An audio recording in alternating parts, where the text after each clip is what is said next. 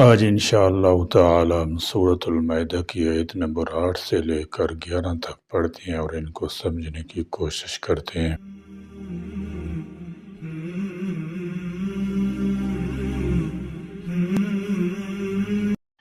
اعوذ باللہ من الشیطان الرجیم، بسم اللہ الرحمن الرحیم۔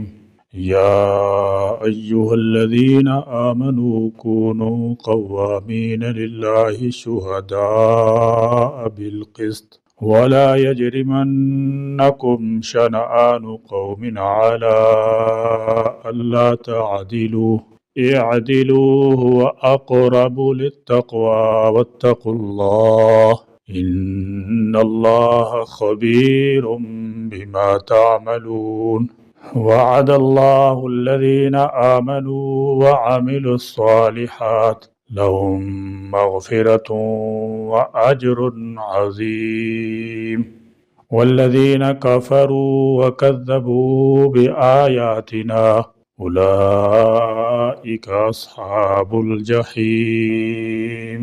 یا ایہا الذین آمنوا اذکروا نعمت اللہ علیکم اذ ہم قوم ان یبسطوا الیکم ایدیہم فکف ایدیہم عنکم واتقوا اللہ وعلی اللہ فلیتوکل المؤمنون۔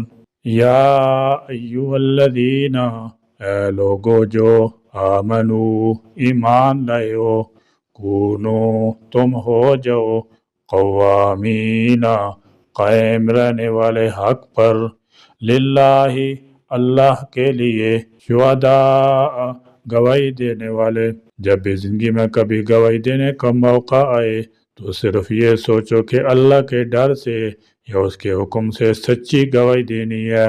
اس میں نہ تو کسی کا لحاظ شامل ہو، نہ کسی طاقتور کی طاقت کا ڈر ہو، اور نہ ہی کسی رشتہ داری کا خیال ہو، بلکہ صرف یہ خیال ہو کہ غلط گواہی دینے سے اللہ ناراض ہو جائے گا۔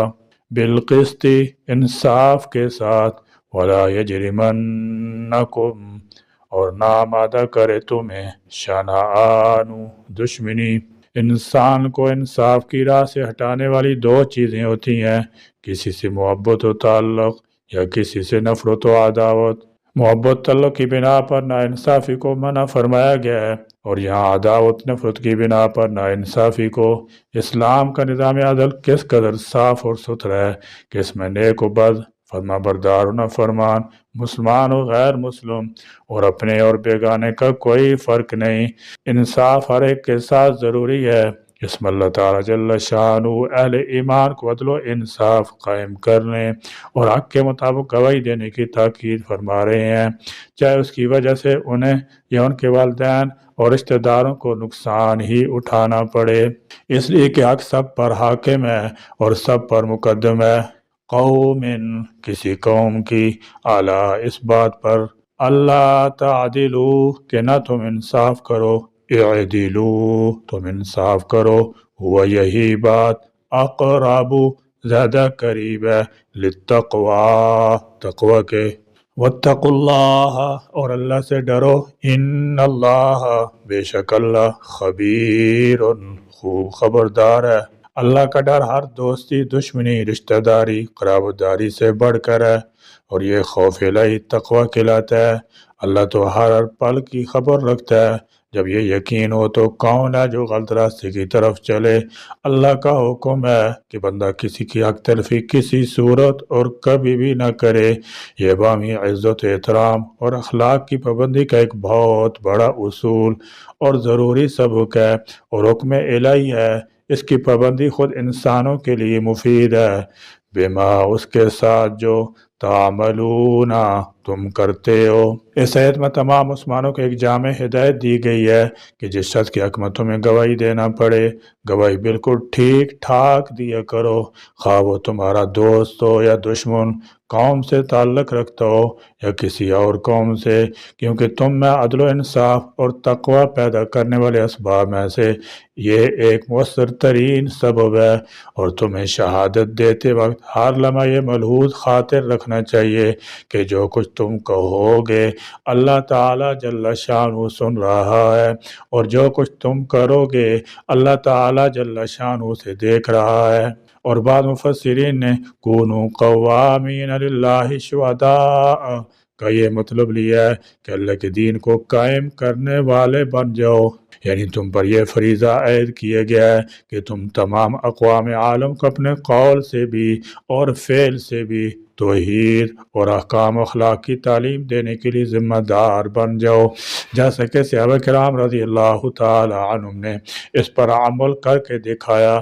اسی ذمہ داری کو تمہیں بحال رکھنا چاہیے اور آگے بڑھانا چاہیے۔ اس سلسلے میں تمہیں عدل و انصاف کے تقاضوں کو بھی ملحوظ رکھنا چاہیے۔ وعد اللہ، اللہ نے وعدہ کیا ہے، الذین، ان لوگوں سے جو آمنو، ایمان لائے، وعملو، اور انہوں نے عمل کیے، الصالحات، نیک، لہم، ان کے لیے، مغفرت، مغفرت ہے۔ اللہ تعالیٰ جل شانہ دو طرح کے اعمال کا ذکر فرمایا، ایک ایمان کا، دوسرے اعمال صالحہ کا، اور دو طرح کی وعدہ فرمایا، ایک مغفرت کا اور دوسرے اجر عظیم کا، جس سے بظاہر یہی معلوم ہوتا ہے کہ جو لوگ اللہ تعالیٰ جل شانہ پر ایمان لائیں اور اس کے ساتھ کبھی کسی کو شریک نہیں کیا، ان کی بھی مغفرت ہو جائے گی۔ رہا اجر عظیم تو وہ صرف ان لوگوں کو ملے گا جو ایمان کے ساتھ ساتھ اعمال صالحہ بھی بجا لاتے رہے ہوں گے۔ وَأَجْرٌ، اور اجر ہے، عظیم، بہت بڑا۔ اس سے آیت سے یہ بھی معلوم ہوا کہ اللہ تعالیٰ جل شانہ کی مغفرت اور اجر حاصل کرنے کے لیے ایمان کے ساتھ ساتھ عمل صالح بھی ضروری ہے، اور عمل صالح کا خلاصہ ہے اسوہ محمدی صلی اللہ تعالی وسلم کی اتباع و پیروی۔ جو لوگ محبت رسول کو کافی سمجھتے ہیں اور عمل کو غیر ضروری، یہ ان کے لیے تنبیہ ہے، اور جو واقعی رسول سے محبت رکھتا ہو اس کا عمل سے غفلت بے توجہی برتنا ممکن ہی نہیں۔ اکثر اچھے خاصے مسلمان کو مذاق کے طور پر یہ کہتے سنا جاتا ہے کہ دیکھا جائے گا، کہ جب مریں گے تو دیکھا جائے گا۔ یہ ہر شخص کو یاد رکھنا چاہیے کہ یہ چھوٹا سا جملہ جو بے پرواہی سے کہا جاتا ہے کس قدر بڑا گناہ بن جاتا ہے۔ اس لیے توبہ کرنی چاہیے اور دوزخ کے عذاب سے اللہ کی پناہ مانگنی چاہیے۔ اللہ تعالیٰ الرحمن، بے حد رحم کرنے والا، اور المنتقم، بدلہ لینے والا بھی ہے۔ یہ سب کچھ سچ اور یقینی ہے، اس میں ذرہ برابر بھی شک کی گنجائش نہیں۔ والذین، اور وہ لوگ جنہوں نے کفروا، کفر کیا، وکذبوا، اور جھٹلایا، بآیاتنا، ہماری آیتوں کو، اولئک، یہ لوگ، اصحاب الجحیم، دوزخی ہیں۔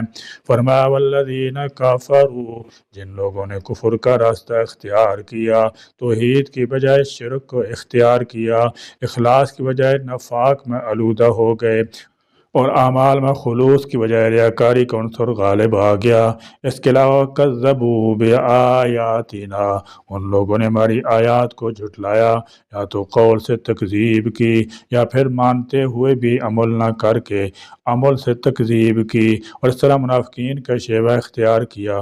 فرمایا اولئک اصحاب الجحیم، یہی جہنم والے لوگ ہیں، یہی جہنم کے حقدار ہیں۔ دنیا میں یہ کتنی بھی عیش و عشرت کر لیں، ہر طرح کی آرام راحت حاصل کر لیں، مگر آخر میں یہ جہنمی ہی ہیں۔ ان کا حشر ویسا ہی ہوگا جیسے گزشتہ سورہ میں آ چکا، نولیہ ما تولی ونصلہ جہنم وساءت مصیرا، جو کوئی اغیار کا طریقہ اختیار کرے گا ہم اس کا رخ ادھر ہی پھیر دیں گے جدھر وہ جانا چاہتا ہے، اور بالآخر وہ جہنم میں پہنچ جائے گا جو بہت برا ٹھکانہ ہے۔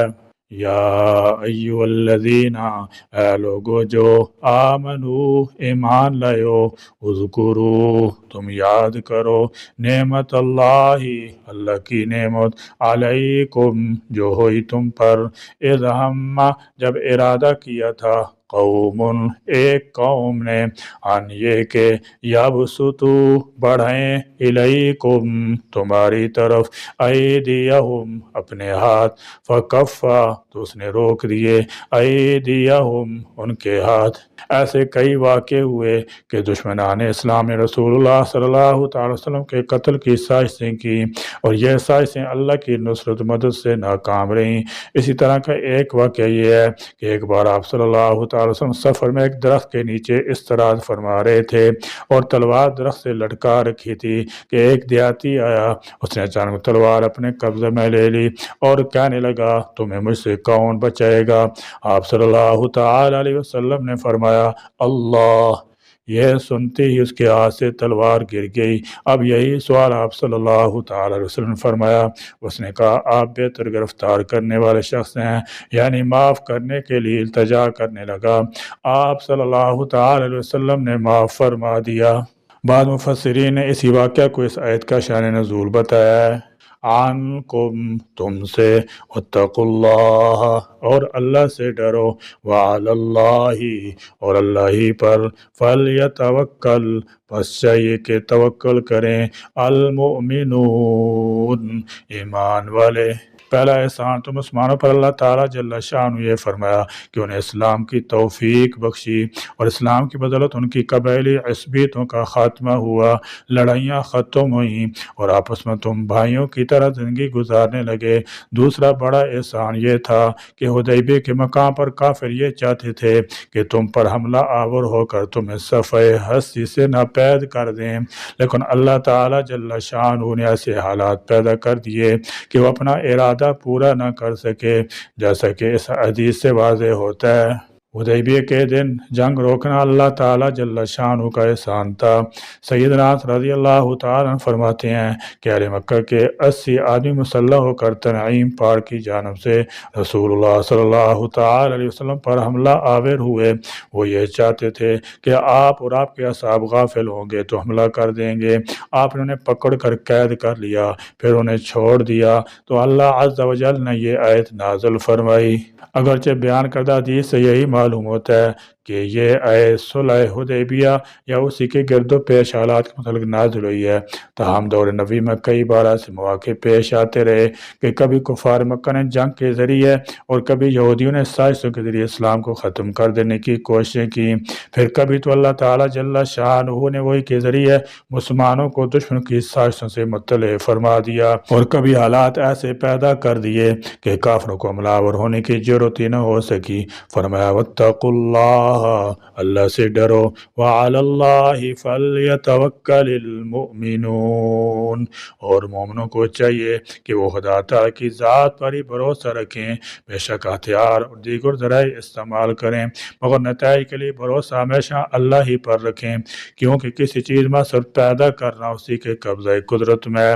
وہ جب چاہے گا تمہارے لیے اچھے نتائج پیدا فرما دے گا، اگر وہ نہیں چاہے گا تو کچھ نہیں ہو سکتا۔ لہذا تمام مسائل پر کار لانے کے بعد نتائج کے لیے بھروسہ اللہ ہی پر ہونا چاہیے۔ ہر چیز کا تصور اسی کے پاس ہے، وہ جس ذریعے سے کام لینا چاہے گا اور خود لے لے گا۔ تم پورے خلوص کے ساتھ بقدر ہمت اپنا فرض ادا کرو، اس کے بعد اللہ تعالیٰ جل شانہ کے سپرد کر دو کہ اہل ایمان کی یہی شان ہے۔ یا اللہ کریم ہمیں اپنے جملہ احکام کی ظاہراً باطناً پابندی نصیب فرما دیجئے اور عدل و انصاف کو قائم کرنے والا بنا دیجئے۔ یا اللہ کریم ہم کو ہر حال میں انصاف پر قائم رہنے والا، انصاف کی شہادت دینے والا بنا دیجئے اور تقوی کی دولت عطا فرما دیجئے۔ یا اللہ کریم اپنا وہ خوف و خشیت نصیب کیجئے کہ جو ہم کو ہر چھوٹی بڑی نافرمانی سے روک دے۔ یا اللہ کریم دنیا میں ہمیں ایمان اور عمل صالح کی دولت نصیب فرما دیجئے اور آخرت میں اپنی مغفرت اور اجر عظیم سے نوازا جانا مقدر فرما دیجئے۔ آمین۔ وآخر دعوانا الحمدللہ رب العالمین۔